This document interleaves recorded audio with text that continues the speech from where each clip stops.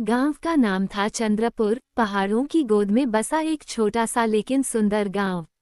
यहाँ के लोग शांतिप्रिय और मेहनती थे, पर एक रहस्य था जिसे लेकर सब चुप रहते। गांव के बाहर एक घना जंगल था और उस जंगल के बीचों बीच एक पुरानी गुफा थी, काली गुफा।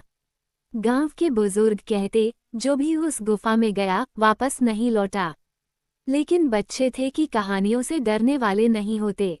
उन्हीं बच्चों में से एक था राजू, 14 साल का जिज्ञासु और साहसी लड़का।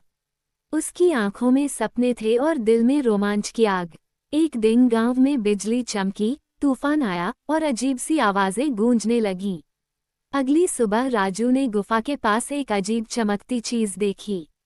वो एक सोने की चिड़िया थी, जो कुछ देर उड़ती रही और फिर गुफा के भीतर चली गई। राजू का रोमांच जाग गया। उसने फैसला किया वो गुफा में जाएगा। राजू ने अपने दोस्त चिंटू और मीरा को अपने प्लान के बारे में बताया। मीरा ने मना किया, राजू, ये सही नहीं है। ये गुफा खतरनाक है। राजू मुस्कुराया, जो चीज सबको डरा रही है, वही चीज शायद हमें सबसे बड़ा सच दिखा दे। अगली सुबह तीनों ने खाना, मशाल, रस्सी और एक नक्शा तैयार किया और निकल पड़े गुफा की ओर। गुफा का प्रवेश द्वार बहुत बड़ा था। उसके चारों ओर अजीब सी लिपि में कुछ लिखा था, जो सत्य का इच्छुक हो वही भीतर आए, पर छोड़ दे अपना अहंकार। राजू ने मन ही मन प्रण लिया, मैं सिर्फ जानने आया हूँ, जीतने नहीं। जैसे ही तीनों गुफा में दाखिल हुए, दरवाजा खुद ब खुद बंद हो गया। अब वे एक जादुई दुनिया में थे। गुफा के भीतर घना अंधेरा नहीं था, बल्कि चारों ओर नीली रोशनी थी जो पत्थरों से निकल रही थी।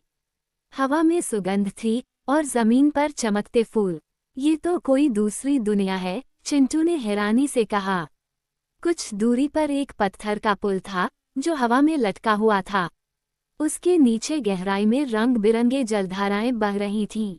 वे आगे बढ़े तो एक पहली परीक्षा आई, एक मूर्ति जो बोलती थी, तुम्हारा दिल सच्चा है या झूठा, ये साबित करो। एक कहो और दो करो तुम झूठे। एक कहो और वही करो सच्चे। राजू ने कहा, हम सच्चाई की तलाश में हैं, ना कि खजाने की। मूर्ति मुस्कुराए और रास्ता खुल गया। आगे बढ़ते हुए उन्हें कई जादुई प्राणी मिले। कुछ दोस्त बने, जैसे एक बोलने वाला उल्लू, जिसका नाम था बुद्धिमानु। मैं इस गुफा का रक्षक हूँ। जो इसका दिल समझता है वही जीवित लौटता है। फिर आया एक भयानक प्राणी, धुआं नाग, जो भ्रम पैदा करता था। उसने चिंटू को भ्रम में डाल दिया कि मीरा उसे धोखा दे रही है। राजू ने अपनी समझदारी से सबको संभाला और बुद्धिमानु की मदद से नाग को हराया। धुआं छंटा और रास्ता साफ हुआ।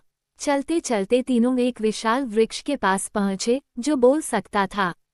उसका नाम था कल्प वृक्ष। उसने भविष्य बताया, राजू, तुम्हारा भाग्य तुम्हें चुन रहा है। तुम्हें एक गुप्त दीपक मिलेगा, जो गुफा का सच उजागर करेगा। वह दीपक एक पानी की झील के नीचे था, जहां सांस लेने के लिए विश्वास की जरूरत थी। राजू ने आंखें बंद की और झील में कूद गया। वह डूबा नहीं, बल्कि एक चमकती सुरंग में चला गया।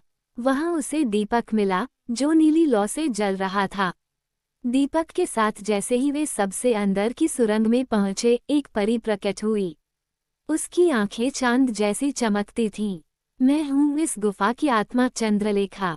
सदियों पहले ये गुफा एक महल था, जहाँ जादूगर और रक्षक रहा करते थे। लेकिन लोभ ने सबको पत्थर बना दिया। अब तुम आए हो निर्लोभी, सत्य के खोजी। राजू ने पूछा, क्या हम इसे फिर से जीवित कर सकते हैं? परी बोली, हाँ, पर एक बलिदान देना होगा। जो लौटेगा वो कुछ खोएगा।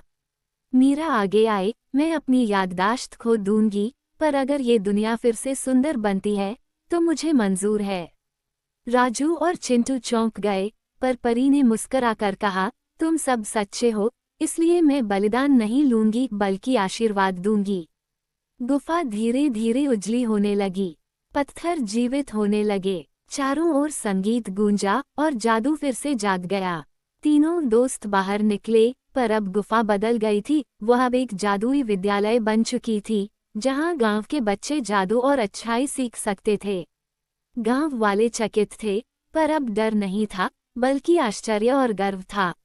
राजू, चिंटू और मीरा ने गांव के बच्चों को सिखाना शुरू किया कि सच्चाई, साहस और दोस्ती सबसे बड़ा जादू होती है।